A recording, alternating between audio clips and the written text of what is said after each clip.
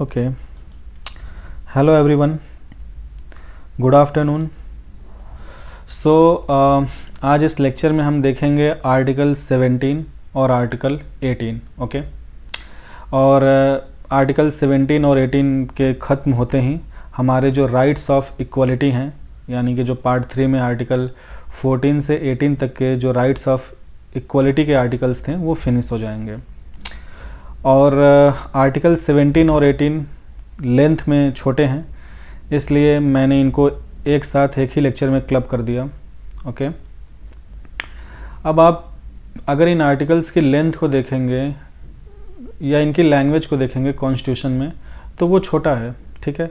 पर अगर इनके स्कोप को आप कवर करने का प्रयास करेंगे, ओके, अगर इनके जैसे आर्टिकल 17 की अगर मैं बात करूं तो ये कहता है अबॉलिशन ऑफ अनटचेबिलिटी। ओके, अब ये अनटचेबिलिटी को आप डिफ़ाइन कैसे करोगे? ओके, अगर आप इस आर्टिकल में अनटचेबिलिटी के जो मीनिंग्स कवर होते हैं अगर आप उसको डिफ़ाइन करोगे तो उसके लिए आपको इंडिया के हिस्टोरिकल जो हमारा जो हिस्ट्री है, ठीक है, हमारी हिस्ट्री में वैदिक पीरियड से लेके इंडिया के इंडिपेंडेंस तक, ओके, जो अनटचेबिलिटी प्रैक्टिस हुई है उसको आपको कवर करना पड़ेगा। ओके, तो अनटचेबिलिटी किन के साथ कवर होती थी, ठीक है, वो हमारे वर्णा सिस्टम में आते थे या वर्णा सिस्टम यानी कास्ट सिस्टम के बाहर थे। ओके, अनटचेबिलिटी उनके साथ किन फॉर्म में प्रैक्टिस होती थी। ओके, तो अगर आप इन सारे चीज़ों को कवर करेंगे या फिर इस आर्टिकल के रिगार्डिंग जो पार्लियामेंट्री लेजिस्लेशन या स्टैट्यूटरी लॉ हैं, ठीक है, जो इसके प्रैक्टिस को पनिशेबल ऑफेंस बनाते हैं, अगर आप उन लॉ के डेवलपमेंट और उनके एस्पेक्ट्स को कवर करेंगे तो फिर आपको पता चलेगा कि ये आर्टिकल अपने आप में बहुत एक्सटेंसिव है, ठीक है, यानी लेंदी है। तो आर्टिकल 17 और 18 को मैं यहाँ बहुत डिटेल में कवर करूँगा। ओके, एक बार आप ये लेक्चर देख लेंगे, I am pretty sure. Okay, article 17 और 18 आप कॉन्स्टिट्यूशन में पढ़ें चाहे कहीं भी पढ़ें, इसके रिगार्डिंग आपके मन में कोई डाउट नहीं बचेगा। ओके, सो अगर आप इन दोनों आर्टिकल को लेकर बिल्कुल एब्सोल्युटली डाउट फ्री होना चाहते हैं तो then stay with me. Okay, so article 17 की पहले लैंग्वेज को देखते हैं। Untouchability is abolished and its practice in any form is forbidden. The enforcement of any disability arising out of untouchability shall be a punishable offense in accordance with law। अब आप अगर पहली line अगर मैं बोलूँ तो untouchability is abolished and its practice in any form is forbidden, यानी untouchability को ख़त्म की जाती है और अनटचेबिलिटी अगर किसी भी फॉर्म में प्रैक्टिस की जाएगी, मतलब अनटचेबिलिटी को हम अबॉलिश करते हैं और अनटचेबिलिटी किसी भी फॉर्म में प्रैक्टिस नहीं की जा सकती, ठीक है।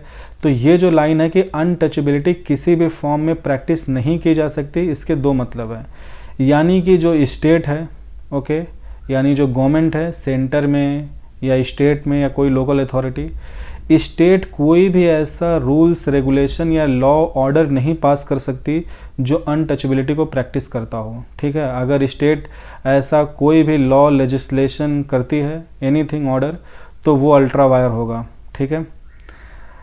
और दूसरा कि ये तो स्टेट को अनटचेबिलिटी प्रैक्टिस करने से तो मना करता ही है, प्रोहिबिट करता है, पर ये इंडिविजुअल प्राइवेट इंडिविजुअल्स को, यानी कोई प्राइवेट ऑर्गेनाइजेशन हो या कोई ग्रुप हो या कोई इंडिविजुअल हो, उन्हें भी अनटचेबिलिटी प्रैक्टिस करने से मना करता है, ठीक है। तो यहाँ स्टेट को भी डायरेक्शन, ये आर्टिकल स्टेट को डायरेक्ट करता है कि you can not make any law, you can not pass any order which can practice untouchability in any form, और साथ ही साथ प्राइवेट इंडिविजुअल्स को भी कहता है कि आप अनटचेबिलिटी को किसी भी फॉर्म में प्रैक्टिस नहीं कर सकते हो। अब यहाँ जो फॉर्म है इसको सुप्रीम कोर्ट के जजमेंट में इंटरप्रेट किया गया कि अनटचेबिलिटी को ना तो बोलकर, यानी untouchability can not be practised by words, joke, gesture, sign और बाय एनी अदर वर्बल और नॉन वर्बल मीन्स, यानी कि आप कोई शब्द बोल के अनटचेबिलिटी नहीं प्रैक्टिस कर सकते हैं, आप किसी का मजाक उड़ा के नहीं कर सकते हैं आप, ठीक है, आप कोई जेस्चर, कोई साइन या किसी भी तरह का वर्बल नॉन वर्बल कम्युनिकेशन के थ्रू आप अनटचेबिलिटी को प्रैक्टिस नहीं कर सकते हैं। अगर कोई प्राइवेट इंडिविजुअल या ग्रुप ऐसा करता है तो ये एक पनिशेबल ऑफेंस होगी। सेकेंड लाइन का मैं आपको मतलब बताऊंगा, उससे पहले ये समझ लेते हैं कि अनटचेबिलिटी का क्या मतलब है और इस अनटचेबिलिटी में क्या चीज़ें कवर होती हैं और ये किनके लिए कवर होती हैं। ओके, तो देखिए अनटचेबिलिटी का जो मीनिंग है वो सुप्रीम कोर्ट ने कहा, मतलब सुप्रीम कोर्ट ने अपने जजमेंट्स में ये कहा है कि अगर अनटचेबिलिटी के एक्सटेंट को समझना है या इसके कवरेज को समझना है तो हमें इंडिया में इस प्रैक्टिस को, मतलब उसके इस प्रैक्टिस को देखना होगा। तो अनटचेबिलिटी क्या था, ये एक तरह का भेदभाव था, किनके साथ, दलित्स के साथ। ओके, तो अगर आप मनुस्मृति को देखेंगे तो मनुस्मृति में जो कास्ट सिस्टम या जो वर्ण सिस्टम था, ठीक है, वर्ण system, not exactly caste system, तो जो वर्ण सिस्टम था उसमें 4 कैटेगरी मेंशन थे, Brahmins, Kshatriya, Vysya and Shudras. Okay, और शूद्राज जो थे या शूद्र जो थे, शूद्राज क्या पीजेंट्स या ये टेनेंट्स थे या लैंड टीलर्स थे या तो ये सर्वेंट्स थे। ओके, यानी कि मनुस्मृति में जो वर्णा सिस्टम है उसमें दलित्स का मेंशन नहीं था। इन दलित को आज की डेट में शेड्यूल कास्ट बोलते हैं। ओके, तो उस टाइम पे दलित वो कम्युनिटी थी, ठीक है, यानी हमारे इंडिया में वैदिक पीरियड से लेके, ठीक है, इंडिया के इंडिपेंडेंस यानी कॉन्स्टिट्यूशन के इन्फोर्स होने तक दलित वो कम्युनिटी थी जो शूद्राज के भी नीचे आती थी। और दलित वो लोग थे, अगर मैं एग्जांपल से समझाऊं तो ड्यूरिंग आवर हिस्ट्री वैदिक पीरियड से लेके 1950 तक वो सभी लोग जो मैनुअल स्कैवेंजिंग का काम करते थे, यानी कि जो सीवेज होती है उसकी सफाई या नाला की सफाई, रोड की सफाई, या जो रोड्स या फिर आप ये कह लें कि जो सड़कें हुआ करती थी, ठीक है, वहाँ पे जो ह्यूमन स्क्रेटा को साफ़ करने का काम करते थे, यानी जितने भी फिल्दी वर्क्स थे वो जो कैटेगरी ऑफ पीपल करते थे उनको दलित्स कहते थे। ओके, और उन दलित की एक मतलब अगर मैं बाई वर्क बोलूँ तो जैसे कि जो हिंदुज़म में शमशान घाट पे, यानी कि अगर कोई व्यक्ति मर जाए तो उसकी डेड बॉडी को हम जलाने के लिए शमशान घाट पे ले जाते हैं, तो वहाँ जो बर्निंग घाट है वहाँ पे या शमशान घाट पे जो उस डेड बॉडी को फायर ऑफर करता है, ठीक है, जो आग देने का काम करता है, मतलब वो कैटेगरी ऑफ पीपल भी दलित्स में आते हैं या अनटचेबल्स में आते हैं। तो इस तरह के वो तमाम ग्रुप ऑफ पीपल, ठीक है, जो दलित कैटेगरी में आते थे, ठीक है, और ये जो दलित कैटेगरी थी ये शूद्र के नीचे थी। मतलब शूद्राज कैटेगरी में ही आप बात कर लीजिए कि शूद्राज में जो फिल्दी वर्क करते थे, ठीक है, शूद्राज कम्युनिटी में जो लोग फिल्दी वर्क करते थे उनको दलित्स कहा गया। और मैंने 2 एग्जाम्पल समझाया, ठीक है, ये मैनुअल स्कैवेंजिंग का या शमशान घाट पे ये काम करते थे। तो इन टचेबल्स को हमारे हिस्ट्री के दौरान बहुत सारे डिस्क्रिमिनेशन का या अनटचेबिलिटी को फेस, लाइक अनटचेबिलिटी मतलब इनको मंदिर में जाने की परमिशन नहीं थी, इनको वेद के मंत्राज पढ़ने की परमिशन नहीं थी, इनको वेद पढ़ने की परमिशन नहीं थी, इनको सर उठा के चलने की परमिशन नहीं थी। और अगर आप साउथ इंडिया में जाएंगे तो वहाँ तो ये लोग अपने पीठ पे झाड़ू बांध के चलते थे, सो दैट कि इनके जो फुटप्रिंट्स हैं, इनके जो पैरों के निशान हैं वो भी सड़क पे ना रहें, क्योंकि इनको बहुत ही फिल्दी माना जाता था। इतना एक्सट्रीम लेवल ऑफ डिस्क्रिमिनेशन था। और मतलब सूरज उगने से पहले इनको आना होता था, ये ब्राह्मण से काफ़ी डिस्टेंस मेंटेन करके खड़ा होते थे। ओके, ये कोई बाथिंग घाट यूज नहीं कर सकते थे, ये किसी पब्लिक वेल या फिर किसी कैनाल से पानी नहीं पी सकते थे। और ठीक है, मतलब बहुत सारी चीज़ें थीं। तो ये सारे जो प्रैक्टिसेस थे, ठीक है, ये जो सारे डिस्क्रिमिनेशन अभी मैंने मेंशन किया, ये सभी अनटचेबिलिटी के अंदर आते हैं। और ये अनटचेबिलिटी जो प्रैक्टिस होती थी वो दलित कम्युनिटी के साथ होती थी, और इन दलित के साथ ये अनटचेबिलिटी इसलिए प्रैक्टिस होती थी बिकॉज इन्हें फिल्दी माना जाता था कि ये फिल्दी काम करते हैं एंड या बहुत डर्टी काम करते हैं। तो ये सारी चीज़ें इनके साथ हमारे हिस्ट्री में हुई है। ओके, तो आर्टिकल 17 इन्हीं सारे प्रैक्टिसेस को, ये जो डिस्क्रिमिनेटरी प्रैक्टिसेस हैं, इन्हीं सारे प्रैक्टिसेस को बोलता है कि यही अनटचेबिलिटी है। और इस तरह की जितनी भी अनटचेबल प्रैक्टिसेस हैं उन सब को आर्टिकल 17 जो है अबॉलिश करता है। स्टेट कोई भी ऐसा कानून नहीं बना सकती जिसमें ऐसा कोई भी प्रैक्टिस, ऐसा कोई भी अनटचेबल या डिस्क्रिमिनेटरी प्रैक्टिस रिफ्लेक्ट हो या उससे हो, ना ही कोई व्यक्ति या कोई समूह सोसाइटी में ओके ऐसा किसी भी तरह का प्रैक्टिस कर सकता है। ठीक है, अब इसकी दूसरी लाइन देखिए, the enforcement of any disability arising out of untouchability shall be a punishable offence in accordance with law. इतनी लाइन का मतलब समझिए, enforcement of any disability arising out of untouchability. Disability का मतलब क्या होता है? डिसएबिलिटी का मतलब होता है कि कोई व्यक्ति शारीरिक या मानसिक रूप से कोई चीज़ करने में सक्षम ना हो। ठीक है, यानी कि अगर अनटचेबिलिटी की प्रैक्टिस करके किसी व्यक्ति को, पहले शारीरिक देखते हैं, अगर मान लीजिए सोसाइटी में अनटचेबिलिटी प्रैक्टिस होती है, ठीक है, और अगर हम किसी व्यक्ति को मंदिर में जाने से रोकते हैं, ठीक है, टेंपल में एंट्री से रोकते हैं, या तो उस व्यक्ति को हम पब्लिक प्लेसेस है वहाँ जाने से रोकते हैं, तो उसका जो एक्सेस है, चाहे वो बाथिंग घाट हो, चाहे पब्लिक यूटिलिटीज़ हो, तो जो पब्लिक यूटिलिटीज़ हैं, ठीक है, ट्यूबवेल्स, कैनाल्स, बाथिंग घाट्स, इनके एक्सेस को या टेंपल के एक्सेस को रोकते हैं, तो हम उसको डिसेबिलिटी दे रहे हैं। ठीक है, यानी हम एक डिसेबिलिटी उसके ऊपर इन्फोर्स कर रहे हैं because of this practice of untouchability या बिलीव ऑफ अनटचेबिलिटी। ठीक है, दूसरी तौर पे अगर आप किसी को मानसिक तौर पे हैम्पर करते हैं कि नहीं आप वेदास नहीं पढ़ सकते, आप वेदास के मंत्र नहीं बोल सकते, या आप किसी को मानसिक उत्पीड़न देते हैं, ठीक है, उसके जाति को आधार बना के, ठीक है, उसके दलित होने को आधार बनाकर, ठीक है, या उसके इस लोअर कास्ट में होने को, या उसके साथ जो उसके एंसेस्टर्स के साथ जो हिस्ट्री में हुआ है, ये जो डिस्क्रिमिनेशन, इनमें से किसी भी चीज़ को आप आधार बनाकर अगर उसको मेंटली हैम्पर करते हैं, ठीक है, मेंटली उसके ऊपर डिसेबिलिटी इन्फोर्स करते हैं, ठीक है, तो ये सब कुछ अनटचेबिलिटी के अंदर आएगा। और ऐसा कोई भी चीज़, अगर आप किसी को फिजिकल डिसेबिलिटी यानी उसके एक्सेस को रोकते हैं या उसको मेंटली हैम्पर करते हैं, ठीक है, अनटचेबिलिटी कोई भी ऐसा डिस्क्रिमिनेशन प्रैक्टिस करके जो अनटचेबिलिटी है या उसके अंदर आता है, तो इस तरह की कोई भी प्रैक्टिस पनिशेबल ऑफेंस होगी कानून के तहत।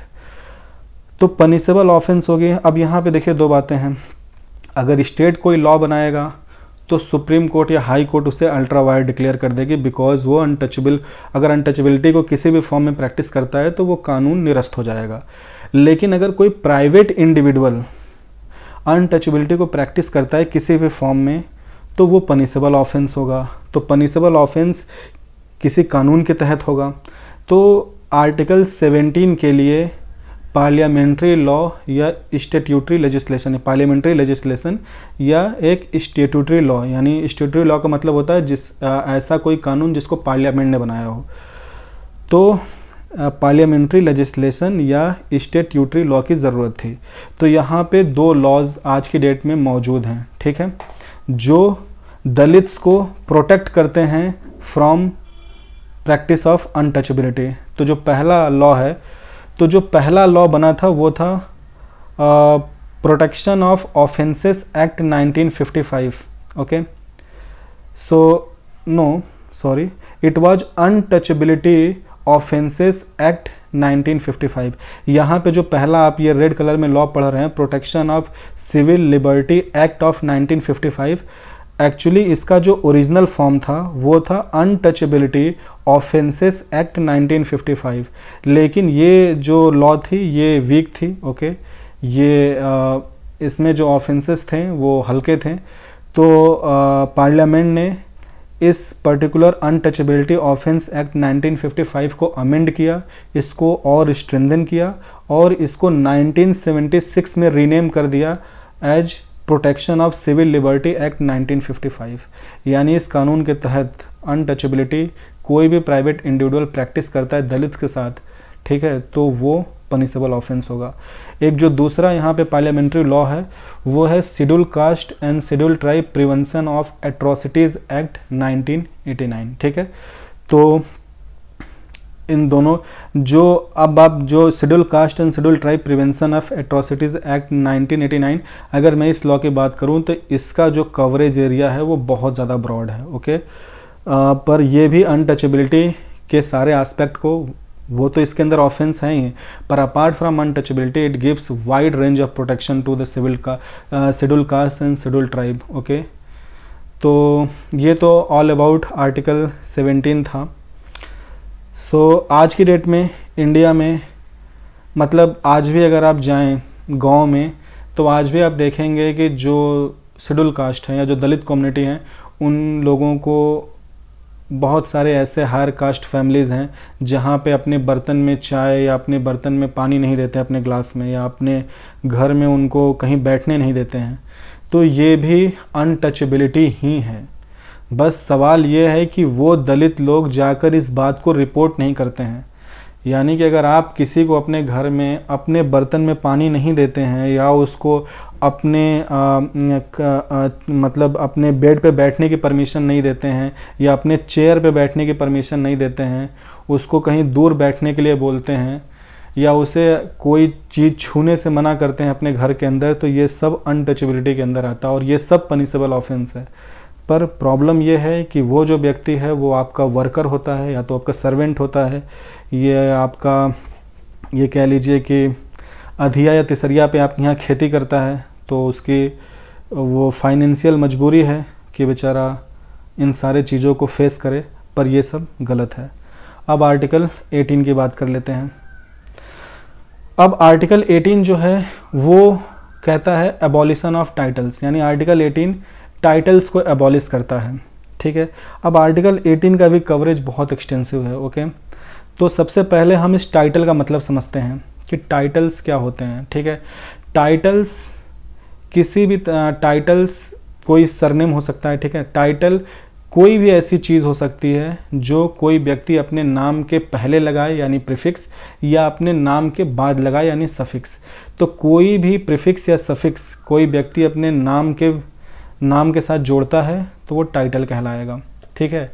अब यहाँ पे जो टाइटल के एबॉलिश होने की बात हो रही है वो टाइटल्स ऐसे चीज़ें होंगी, ठीक है। यहाँ पे जो टाइटल का मतलब है वो हैं those titles which are dynastic in nature, ठीक है, या फिर ऐसे टाइटल्स जो कोई अथॉरिटी किसी व्यक्ति को देती हो या कोई स्टेट देती हो या कोई फॉरेन स्टेट, यानी व्यक्ति जिस कंट्री में रह रहा है अगर वहाँ की सरकार उसे कोई टाइटल देती है तो वो टाइटल कहलाएगा, या कोई अथॉरिटी देती है title with in that state any authority, या तो फिर कोई फॉरेन स्टेट अगर कोई ऐसा प्रीफिक्स या सफिक्स देता है नाम से पहले लगाने के लिए तो वो टाइटल कहलाएगा।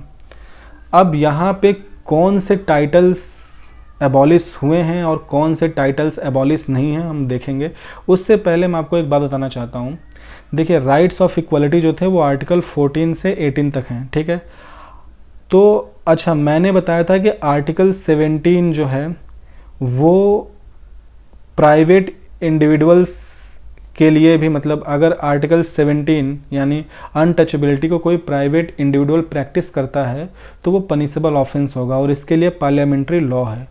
उसी तरह से एक और आर्टिकल है जिसके लिए पार्लियामेंट्री लॉ हैं, ठीक है, वो भी पनिशेबल ऑफेंस है, that is article 15 clause 2। Article 15 clause 2 में मैंने क्या कहा था? मैंने कहा था आपको कि state shall not discriminate, okay, with the citizens of India on the basis of race, religion, caste, sex, place of birth, okay, and state shall not hamper or restrict them to the access of all the public utilities like bathing ghats, tube wells, okay, canals, okay, all public infrastructure as well as, ये तो clause भी हुआ। अगर आप article 15 clause 2 में दो sub clause हैं, sub clause A, sub clause B. जो सब क्लॉज ए है वो कहता है कि आप किसी भी सिटीजन को उन 5 ग्राउंड्स पे आप उसके होटल, शॉप्स, रेस्टोरेंट या किसी भी पब्लिक प्लेस ऑफ एंटरटेनमेंट पे नहीं रोक सकते। तो ये जो hotel, shops, restaurant, places of public entertainment, ये सारे प्राइवेट इंडिविजुअल्स यूजुअली ओन करते हैं। यानी कि आर्टिकल 15 का clause 2 sub clause A private individuals को भी मना करता है, बार्ड करता है कि वो इंडिया के किसी भी सिटीजन का उन जगह पे एक्सेस इन 5 ग्राउंड पे नहीं रोक सकते, और अगर किसी ने रोका तो वो पनिशेबल ऑफेंस होगा। Okay, so that article 15 clause 2 वो भी कवर होता है इन लॉज के अंदर, जो मैंने आर्टिकल 17 में आपको बताया है। ठीक है, prevention of civil liberty act 1955। Okay, और बाकी गवर्नमेंट तो बाय लॉ रिस्ट्रिक्ट कर ही नहीं सकती, वो तो हाई कोर्ट और सुप्रीम कोर्ट जुडिशियल रिव्यू के थ्रू अल्ट्रा वायलेट डिक्लेयर कर देगा। यानी कि आर्टिकल 17 और आर्टिकल 15 क्लॉज 2, इन दो आर्टिकल के लिए हमें पार्लियामेंट्री लॉ की ज़रूरत पड़ती है, so that no private individual can discriminate with. Okay, बस फ़र्क इतना है कि 15 क्लॉज 2 में discrimination by private individual and state barred किया गया है 5 ग्राउंड पे, and that article is given to only citizens of India, whereas article 17 जो है वो भारत में सभी लोगों को गिवन है, वेदर दे आर सिटीजन और नॉट। अब एक बात यहाँ पे मैं और आपको बताना चाहूँगा, आर्टिकल 14, आर्टिकल 15, 16, 17, ठीक है, ये ऐसे आर्टिकल्स हैं जहाँ पर हमने सोसाइटी में जो बैकवर्ड क्लास है, ओके, जो सोशली एजुकेशनली बैकवर्ड है, और 1/3 कॉन्स्टिट्यूशनल अमेंडमेंट के बाद जो इकोनॉमिकली वीकर सेक्शन ऐड हुआ, तो ये सोसाइटी में जो बैकवर्ड क्लास हैं, schedule caste, schedule tribe, OBC और जो इकोनॉमिकली वीकर सेक्शंस हैं, हमने इनको स्पेशल प्रोविजंस दिया आर्टिकल 15, 16 में और 17 में भी। ठीक है, हमने इनको 15, 16 में स्पेशल प्रोविजंस देके या अनटचेबिलिटी को रिमूव करके ये सोसाइटी में जो अनइक्वल थे हमने इनको इक्वल यानी नॉर्मल लोगों के बराबर लाया। यानी आर्टिकल 15, 16, 17 जो है वो नॉर्मल लाइन के नीचे जो बैकवर्ड क्लास, जो सोशली एजुकेशनली बैकवर्ड लोग थे, जो इकोनॉमिकली वीकर लोग हैं, इनको स्पेशल प्रोविजंस दे के नॉर्मल लोगों के बराबर में ला रही है। आर्टिकल 18 का काम है कि जो नॉर्मल सोसाइटी में, जो सोसाइटी में नॉर्मल लोगों के ऊपर जो लोग थे, लाइक राजा, महाराजा, दीवान, निजाम, ओके, सूबेदार, ओके, ये सभी लोग सोसाइटी में आम लोगों से बहुत ऊपर थे, तो इनसे इनका टाइटल छीन कर इनको उस नॉर्मल कैटेगरी पे, यानी 15, 16, 17 नॉर्मल लाइन के नीचे वाले लोगों को नॉर्मल लाइन पे ला रही है, इक्वलिटी प्रमोट करने के लिए या इक्वलिटी इस्टेब्लिश करने के लिए। आर्टिकल 18 उस नॉर्मल लाइन के ऊपर जो लोग स्पेशल ट्रीटमेंट में थे उनसे उनका वो टाइटल छीन के उन्हें नॉर्मल लाइन पे ला रही है ताकि इक्वलिटी इस्टेब्लिश हो सके। अब यहाँ आर्टिकल 18 में जो टाइटल्स की बात हुई है वो डायनेस्टिक टाइटल्स की बात हुई है या उन टाइटल्स की बात हुई है जो कोई स्टेट या अथॉरिटी देता है। ठीक है, अब इसका क्लॉज 1 देखते हैं। क्लॉज 1 क्या कहता है? No title not being a military और academic distinction shall be conferred by state. ठीक है, पहले तो कन्फर्ड का मतलब होता है देना, to give something to someone. No title, कोई भी टाइटल, कोई भी टाइटल स्टेट किसी भी व्यक्ति को नहीं दे सकती अनटिल और अनलेस कि दैट इज मतलब एकेडमिक और मिलिट्री डिस्टिंक्शन, यानी अगर किसी व्यक्ति ने कोई टाइटल एकेडमिक मेरिट या मिलिट्री मेरिट पे अचीव किया है तो उसके अलावा स्टेट कोई और टाइटल किसी व्यक्ति को नहीं दे सकती। यानी state can only give academic title, like अगर आप पीएचडी करते हैं तो आप डॉक्टर्स की टाइटल पा जाएंगे, अगर आप अकाउंटेंट हैं, ओके, अगर आप सीए की पढ़ाई करते हैं तो आप सीए कहलाएंगे, अगर आप सिविल सर्विसेज क्लियर कर लेंगे तो आप आईएएस आईपीएस कहलाएंगे। ठीक है। या अगर आप डिफेंस सर्विसेज के क्लियर कर लेते हैं और आप डिफेंस में ऑफिसर हैं तो डिफेंस में जो टाइटल्स हैं colonel, lieutenant, major, brigadier, all this titles. तो जो टाइटल्स एकेडमिक या मिलिट्री मेरिट पे, ठीक है, एकेडमिकली या मिलिट्री मेरिट से अचीव किए गए हैं, सिर्फ वही टाइटल्स स्टेट दे सकती है। इनके अलावा स्टेट किसी भी इंडिविजुअल को इंडिया में कोई और टाइटल नहीं दे सकती। तो कौन से टाइटल? सर का, नाइट का, नवाब, निजाम, राजा, महाराजा, ये सब तो एबॉलिश हो ही गया। ये सारे टाइटल्स तो एबॉलिश हो ही जाते हैं आर्टिकल 18 से। इनके अलावा भी किसी भी तरह का टाइटल सरकार नहीं दे सकती, ठीक है। ये क्लॉज 1 कहता है, यानी सिर्फ एकेडमिक या मिलिट्री टाइटल्स, एकेडमिक या मिलिट्री टाइटल्स जो इंडिविजुअल अचीव करता है बाय मेरिट, उसके अलावा स्टेट किसी भी इंडिविजुअल को कोई और टाइटल नहीं दे सकती, ठीक है। तो क्लॉज 1 जो है ये सारे पर्सन्स इन इंडिया पे बात करता है। क्लॉज 2 जो है ये सिर्फ इंडियन सिटीजन्स के लिए है। तो क्लॉज 2 क्या कहता है? No citizen of India shall accept any title from any foreign state, यानी भारत का कोई भी नागरिक किसी भी विदेशी सरकार से या भारत के अलावा किसी दूसरे स्टेट की टाइटल को एक्सेप्ट नहीं कर सकता, ओके। यानी आर्टिकल 18 क्लॉज 2 इंडिया के सिटीजन्स के लिए है, बाकी 1, 3, 4 पर्सन्स के लिए हैं, ठीक है। 3 कहता है no person who is not a citizen of India, ठीक है। क्लॉज 3 क्लॉज 4 में यही फ़र्क है कि क्लॉज 3 क्लॉज 4 दोनों ही पर्सन्स के लिए हैं, पर क्लॉज 3 क्या कहता है कि no person who is not citizen of India shall while he holds an office of profit और trust under state except without the consent of president any title from any foreign state. अब इस clause 3 clause 4 को मैं समझाऊं इससे पहले आपको यहाँ पे एक टर्म समझना होगा, ऑफिस ऑफ प्रॉफिट, ठीक है। तो ये ऑफिस ऑफ प्रॉफिट क्या होता है? देखिए, जो ऑफिस ऑफ प्रॉफिट टर्म है ये इंडियन कॉन्स्टिट्यूशन के 2 आर्टिकल में यूज हुआ है। पहला है आर्टिकल 102 क्लॉज 1, दूसरा है आर्टिकल 191 क्लॉज 1। तो आर्टिकल 102 क्लॉज 1 में जहाँ पे ये ऑफिस ऑफ प्रॉफिट मेंशन हुआ है, ये मेंबर ऑफ पार्लियामेंट्स के लिए मेंशन है, और 191 आर्टिकल, ठीक है, आर्टिकल 191 क्लॉज 1 स्टेट लेजिस्लेचर में एमएलएस के रिस्पेक्ट में है।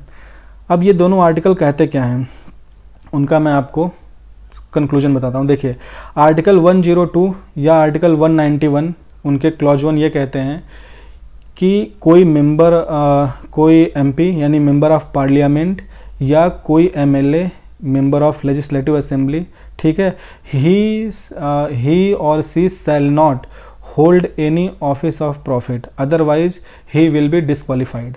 मतलब कि कोई अगर मेंबर ऑफ पार्लियामेंट है, ठीक है, या कोई एमएलए है, यानी कोई एमपी या एमएलए है, तो वाइल ही इज लेजिस्लेचर, चूँकि वो एक लेजिस्लेचर है इसलिए वो कोई ऑफिस ऑफ प्रॉफिट ऑक्यूपाई नहीं कर सकता स्टेट के अंदर, okay.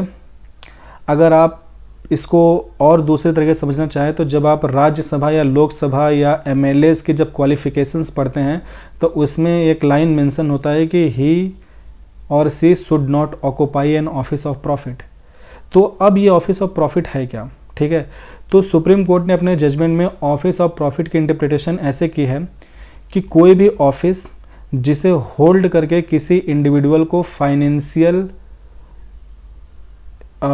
Remuneration, okay, financial remuneration का मतलब होता है सैलरी, अलाउंसेस, पे एंड पर्क, ठीक है।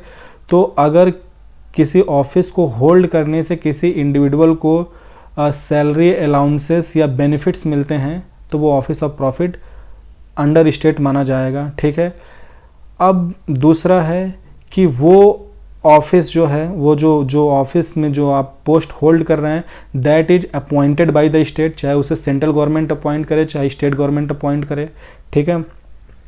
और वो जो पोस्ट है उसके रिमूवल का भी जो राइट है वो स्टेट के पास है, ठीक है।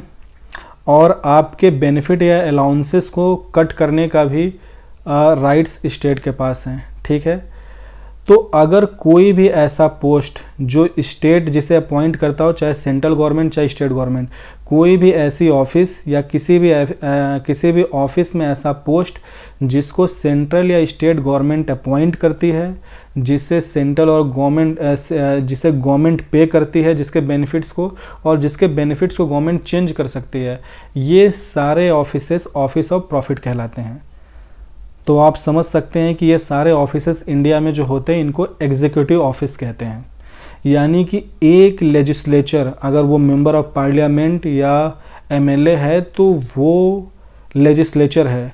वो ऑफिस ऑफ प्रॉफिट यानी जो ऑफिस ऑफ एग्जीक्यूटिव है वो किसी एग्जीक्यूटिव पोस्ट पे नहीं बैठ सकता। अब ये इसलिए रिस्ट्रिक्शन रखी गई है ताकि सेपरेशन ऑफ पावर्स इंश्योर हो सके। एक लेजिस्लेटर का काम है लॉ बनाना, ठीक है, गवर्नमेंट को उसके पॉलिसीज़, उसके फंक्शंस के लिए, उसके लॉ के लिए अकाउंटेबल ठहराना। एग्जीक्यूटिव का काम है गवर्नमेंट के पॉलिसीज़ और लॉ को इम्प्लीमेंट करना। अब आप सोचिए कि अगर कोई लेजिस्लेटर है, अगर वो ऑफिस ऑफ प्रॉफिट यानी कोई एग्जीक्यूटिव पोस्ट होल्ड करता है अंडर द गवर्नमेंट, चाहे वो सेंट्रल गवर्नमेंट चाहे स्टेट गवर्नमेंट हो, वो लेजिस्लेटर है लेकिन वो एग्जीक्यूटिव पोस्ट पे भी बैठा हुआ है, तो ये व्यक्ति उस गवर्नमेंट का अपॉइंटी है, गवर्नमेंट ही उसके बेनिफिट्स को तय करती है। तो ये व्यक्ति गवर्नमेंट को अकाउंटेबल कैसे ठहरा सकता है? ये व्यक्ति तो गवर्नमेंट के अधीन हो गया। हमारे इंडिया में जो प्रिंसिपल है कि एग्जीक्यूटिव, पार्लियामेंट्री डेमोक्रेसी में ये प्रिंसिपल होता है कि एग्जीक्यूटिव इज रिस्पॉन्सिबल और एंसरेबल टू लेजिस्लेचर। तो जो लेजिस्लेटिव एग्जीक्यूटिव ऑफिस में बैठ गया वो तो गवर्नमेंट के अधीन हो गया ना, वो गवर्नमेंट को उनके एक्शंस के लिए, पॉलिसी के लिए अकाउंटेबल क्वेश्चन कैसे कर सकता है? तो वो ऐसा कोई लेजिस्लेचर जो ऑफिस ऑफ प्रॉफिट या एग्जीक्यूटिव पोस्ट पर बैठा होता है वो व्यक्ति गवर्नमेंट को लेके बायस हो जाएगा। मतलब ये यूजुअल टेंडेंसी होती है। तो ये ना हो सके, एग्जीक्यूटिव और लेजिस्लेचर को सेपरेट किया जा सके, दोनों के अपने अलग अलग काम हैं, ठीक है। और एक लेजिस्लेचर का इंडिपेंडेंट होना, उसको गवर्नमेंट के अधीन ना होना, ये बहुत इंपॉर्टेंट है to ensure the spirit of democracy. Okay, government को अकाउंटेबल ठहरा सके, ठीक है, उसका वही काम है। तो इसके लिए तो सो फॉर दैट, तो अभी ये जो मैंने बात किया, ये जो ऑफिस ऑफ प्रॉफिट है, इसका मतलब है कि ऑफिस ऑफ प्रॉफिट हमारे इंडिया में एग्जीक्यूटिव पोस्ट हैं। विद इन स्टेट और सेंट्रल गवर्नमेंट के सर्विसेज में जितने भी एग्जीक्यूटिव पोस्ट हैं उनको हम ऑफिस ऑफ प्रॉफिट कहते हैं। अब यहाँ पे मैं आपको एक बात और बताना चाहूँगा, क्लॉज 3 क्लॉज 4 के अलावा ऑफिस ऑफ प्रॉफिट को ही लेके देखो। अगर आप देखेंगे यूनियन काउंसिल ऑफ मिनिस्टर्स, ठीक है, या state councils of minister headed by chief minister, तो जो यूनियन काउंसिल ऑफ मिनिस्टर्स हैं ये तो लोकसभा में एमपी चुने, मतलब people have elected them as a member of parliament in Lok Sabha, लेकिन ये एग्जीक्यूटिव ऑफिस भी होल्ड करते हैं बिकॉज ये मिनिस्टर्स हैं। सेम तौर पे जो ऐसी पॉलिटिकल पार्टी जिसकी स्टेट असेंबली में मेजॉरिटी हो वो गवर्नमेंट बनाती है और उन्हीं के पार्टी के एमएलएज ही मिनिस्टर्स बनते हैं। यानी कि जो एमएलएज या एमपी प्राइमरली लेजिस्लेटिव थे वो एग्जीक्यूटिव ऑफिस भी होल्ड करते हैं। तो ये सारे ऑफिसेस जो होती हैं, बहुत सारी ऑफिसेस होती हैं, लाइक जो मिनिस्ट्रियल ऑफिसेस होती हैं, जो सेक्रेटरी ऑफ लेजिस्लेटिव असेंबली या सेक्रेटरीज इन पार्लियामेंट्री कमिटीज़ या पार्लियामेंट में जो सेक्रेटरीज होते हैं, ये लोग ऑफिस, इनकी जो ऑफिस होती है वो ऑफिस ऑफ प्रॉफिट से एग्जेम्प्टेड होती है। ओके, इनकी जो होल्डिंग्स हैं, इनका जो पोजीशन होल्डिंग है वो एग्जम्पशन है ऑफिस ऑफ प्रॉफिट में, ठीक है, exception to office of profit. Okay, और यहाँ पे मैं आपको एक इन्फॉर्मेशन और दे दूँ, जो भी स्टेट लेजिस्लेटिव असेंबलीज होती हैं वहाँ पे जो इलेक्टेड एमएलएज हैं उनमें से जो ऑफिस ऑफ प्रॉफिट ऑक्यूपाई कर रहे हैं, ठीक है, उनकी संख्या टोटल इलेक्टेड एमएलए का लेस देन 15% होना चाहिए। यानी किसी भी स्टेट असेंबली में 15% से ज़्यादा लोग ऑफिस ऑफ प्रॉफिट ऑक्यूपाई नहीं कर सकते हैं। ओके, और दिल्ली के केस में ये 10% है, पर यूजुअली बार बार पार्लियामेंट और स्टेट असेंबलीज इसको अमेंड करती रहती हैं और वो नए नए ऑफिसेस को एग्जेम्प्ट करती रहती हैं। सो मैंने आपको ऑफिस ऑफ प्रॉफिट डिटेल में बता दिया। ऑफिस ऑफ प्रॉफिट को मैं कंक्लूड कर दूं, ये एग्जीक्यूटिव ऑफिस होते हैं, ठीक है। इनकी अपॉइंटमेंट, इनके बेनिफिट, रिम्यूनरेशंस गवर्नमेंट कंट्रोल करती है, और कोई लेजिस्लेचर अगर इस ऑफिस में बैठेगा तो वो गवर्नमेंट को अकाउंटेबल नहीं ठहरा सकता, उसके बायस होने की टेंडेंसी ज़्यादा होगी, और ये ना हो सके इसीलिए संविधान ने एमपीज़ और एमएलएज़ को आर्टिकल 102 क्लॉज 1 और आर्टिकल 191 क्लॉज 1 में ऑफिस ऑफ प्रॉफिट से बार्ड किया है कि मतलब being member of these being a parliament और MLA you should not occupy an office of profit. अब बात करते हैं क्लॉज 3 की। No person who is not citizen of India, कोई भी व्यक्ति, ठीक है, जो भारत का नागरिक नहीं है, अगर वो भारत के अंदर केंद्र सरकार या राज्य सरकार के अधीन कोई ऑफिस ऑफ प्रॉफिट यानी किसी एग्जीक्यूटिव पोस्ट पे बैठा है, तो वो भारत में जो हमारे राष्ट्रपति हैं, बिना राष्ट्रपति के कंसेंट या परमिशन के वो किसी भी विदेशी देश से, किसी फॉरेन स्टेट या फॉरेन गवर्नमेंट से कोई टाइटल एक्सेप्ट नहीं कर सकता।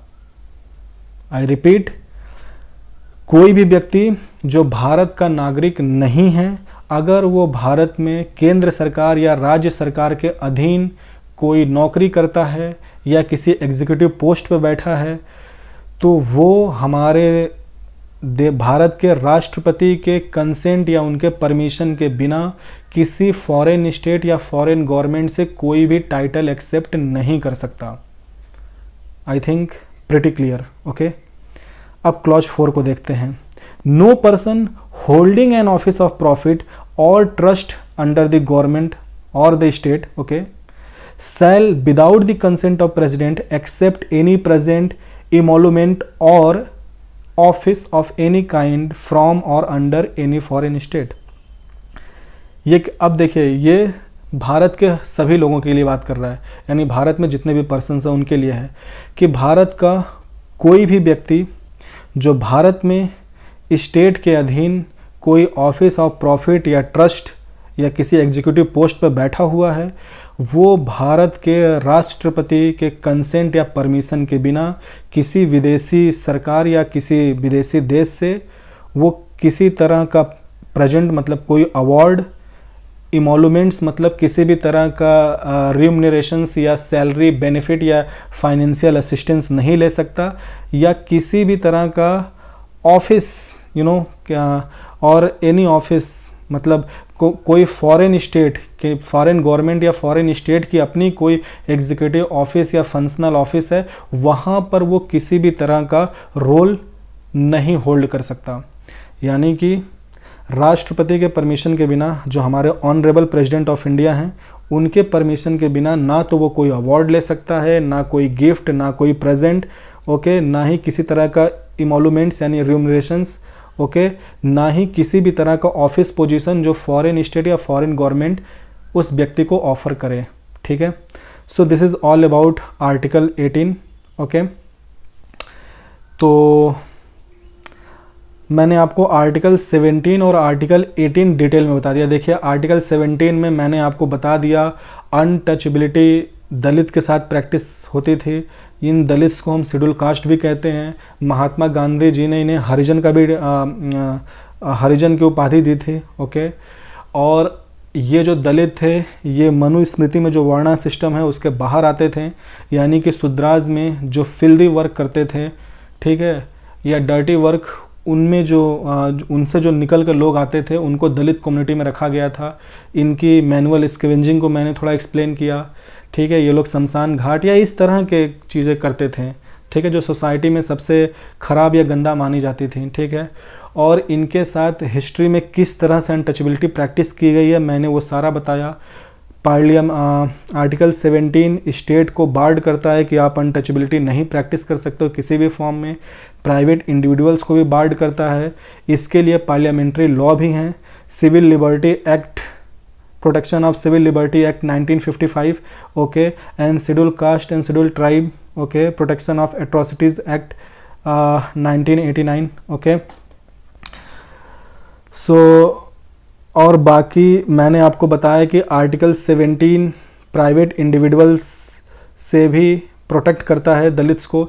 At the same time 15 clause 2 भी एक ऐसा आर्टिकल है जो प्राइवेट इंडिविजुअल्स को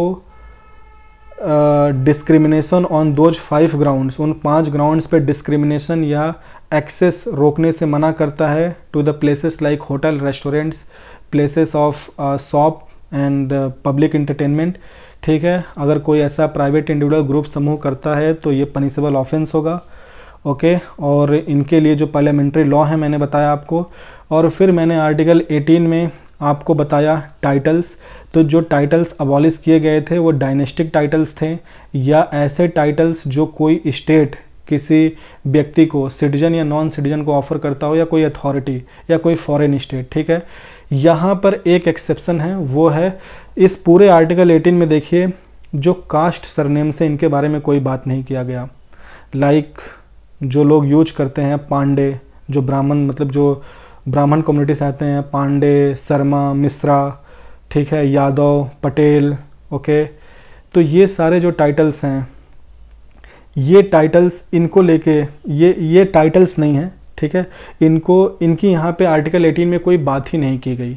ओके, और आर्टिकल 18 में इन कास्ट सरनेम्स पे या कास्ट को लेके जो हम अपने नाम के पीछे सफिक्स लगाते हैं, उनके ऊपर आर्टिकल 18 में इसलिए बात नहीं हुई बिकॉज जो हमारे फाउंडिंग फादर्स थे या जो ड्राफ्टिंग कमेटी थी उसने इन्हें टाइटल्स नहीं माना।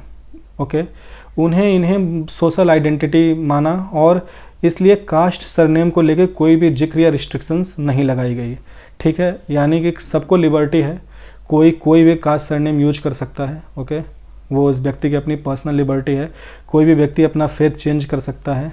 ओके, सो पर इंडिया में कास्ट को आप इसलिए नहीं चेंज कर सकते हैं बिकॉज यहाँ पे रिजर्वेशन का जो बेनिफिट है वो रिजर्व्ड क्लासेस के लिए, schedule caste, schedule tribe, OBCs के लिए रिजर्व हैं। तो इसलिए कोई कास्ट नहीं चेंज कर सकता बिकॉज आप एक रिजर्व कैटेगरी के बेनिफिट्स के लिए ऐसा कर सकते हैं, तो इसलिए बार्ड है।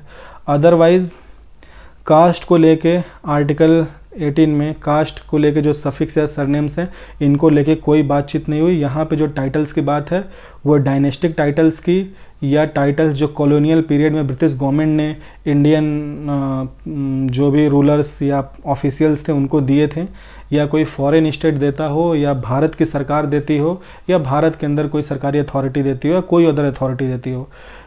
तो मिलिट्री, एकेडमिक टाइटल या वो सारे टाइटल्स जो आप एग्ज़ाम्स या मेरिट के थ्रू अचीव करते हैं, उनके अलावा सरकार या कोई अथॉरिटी आपको कोई और टाइटल नहीं दे सकती। बाकी क्लॉज 2, क्लॉज 3, क्लॉज 4 मैंने पूरी तरह समझा दिया। यहाँ पे एक बात मैं आपको एडिशनल इन्फॉर्मेशन देता हूँ। देखिए, भारत रत्न जो है वो इंडिया की हाईएस्ट सिविलियन अवार्ड है। उसके बाद आता है Padma Vibhushan, okay, second highest civilian award. फिर आता है पद्म भूषण, फिर आता है पद्मश्री।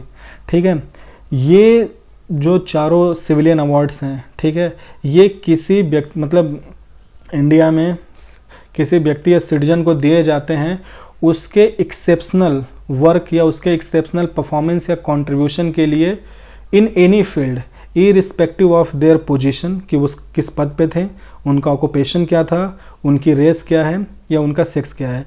यानी विदाउट डिस्क्रिमिनेटिंग कि आप मेल हो, फीमेल हो, आपने किस पोजीशन पे काम किया है, सॉरी, तो आपके पोजीशन, आपके ऑक्यूपेशन, आपके मेल फीमेल, या फिर आपके रेस, इन सारी चीज़ों को बिना ध्यान में रखे अगर आपने भारत के अंदर किसी भी क्षेत्र में एक्सेप्शनल कंट्रीब्यूशन किया है तो आपको ये अवार्ड्स मिलते हैं। और इन अवार्ड्स के साथ ये कंडीशन भी अप्लाइड होती है कि आप अगर भारत रत्न, पद्म विभूषण या पद्म भूषण या फिर पद्मश्री गवर्नमेंट अगर आपको देती है तो आप इन अवार्ड्स को अपने नाम के आगे या पीछे, यानी अपने नाम में एज ए प्रीफिक्स या सफिक्स ऐड नहीं कर सकते।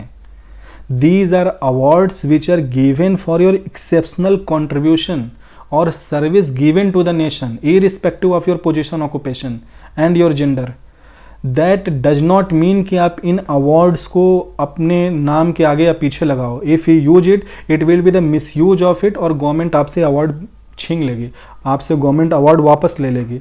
सो ये जो अवार्ड्स हैं, civilian awards, they are not meant for like कि आप इनको अपने नाम के आगे पीछे लगाओ, they are given for your service. पर जो अदर अवार्ड्स हैं like Paramvir Chakra, Ati Vishisht Seva medal and Sena medal, these are military awards and they are valid. ये व्यक्ति अपने नाम के पीछे लगा सकते हैं, okay, because these have been achieved because of merit, okay. तो मैंने बोला कि वो भी इंसान, अब आप इन अवार्ड्स की बात करें तो वो भी इंसान मेरिट से ही अचीव किया है, लेकिन आर्टिकल 18 जो है वो चूँकि मिलिट्री टाइटल्स को या मिलिट्री मेरिट से अगर आपने कुछ अचीव किया है तो उसे आप अपने नाम में जोड़ सकते हैं। ये आर्टिकल 18 का क्लॉज 1 अलाउ करता है, इसीलिए सरकार मिलिट्री अवार्ड्स पे कुछ नहीं कर सकती, okay. That is allowed by the clause 1 of article 18। पर अगर आप सिविलियन अवार्ड्स लेते हैं तो उसे अपने नाम के आगे पीछे नहीं लगा सकते। अगर आप करते हैं तो that will be violation of article 18 clause 1।